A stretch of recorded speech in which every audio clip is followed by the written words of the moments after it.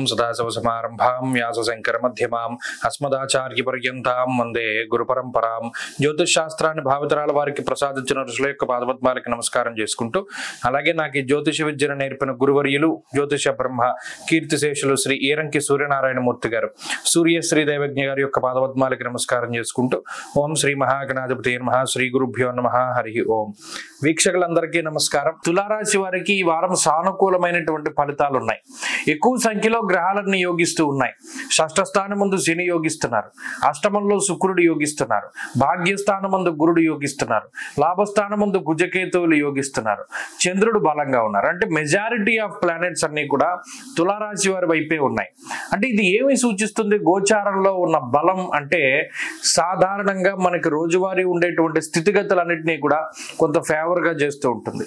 దీనికి తోడు జాతకంలో ఉండేటువంటి దశాంతర దశలు కూడా బాగుంటే దానికి ఇది యాడెడ్ అడ్వాంటేజ్ గా మారి మరింత ఉన్నతమైనటువంటి స్థితికి చేరుకునేలాగా ఈ గ్రహస్థితి ఉపయుక్తంగా ఉంటుంది. ఇప్పుడు గ్రహాలు మనకి గోచారంలో ఫేవర్ గా ఉన్నప్పుడు ఏ పని ప్రారంభించినా దాంట్లో హై సక్సెస్ రేట్ ఉంటుంది. ఉదాహరణకి ఏదైనా పెళ్లి సంబంధాలు చూస్తున్నాం, అది త్వరితగతిన కుదరడానికి, సంతానం కోసం ప్రయత్నం చేస్తున్నాం, సంతతి కలగడానికి, ఉద్యోగం కోసం ప్రయత్నం చేస్తున్నాం, ఉద్యోగం కలగడానికి, ఇలా గోచార పరంగా ఎక్కువ గ్రహాలు అనుకూలిస్తూ ఉన్నప్పుడు ఆ పనుల్లో స్పీడ్ పెరుగుతూ ఉంటుంది. అంటే తొందరగా పూర్తి అవుతూ ఉంటాయి. ఉద్యోగం కోసం ప్రయత్నం చేస్తూ ఉంటే మామూలు రోజుల్లో నెల రోజులు పట్టేది ఇప్పుడు వారమే పడుతుంది అన్నట్టు. అలా అంటే ఒక జీవితాన్ని ఫాస్ట్ ఫార్వర్డ్ లో పెడితే ఎంత స్పీడ్గా వెళ్ళిపోతుంది, అంత స్పీడ్గా పనులు అవుతూ ఉంటాయి. అది తులారాశి వారికి ఉన్న అడ్వాంటేజ్. ఇప్పుడు ఆ అడ్వాంటేజ్ దగ్గర పెట్టుకుని జీవితంలో మనకి ఏది బాగుంటుంది, ఏది మంచిది, ఏది చెడు అనేటువంటి వాటి మీద విచక్షణను కలిగి ఉండి నిర్ణయాలు తీసుకునేటువంటి శక్తిని ఈ గ్రహస్థితి ప్రసాదిస్తుంది. అనగా ఈ టైంలో తీసుకున్న డెసిషన్స్ అన్ని చాలా పర్ఫెక్ట్ గా వర్కౌట్ అవుతూ ఉంటాయి.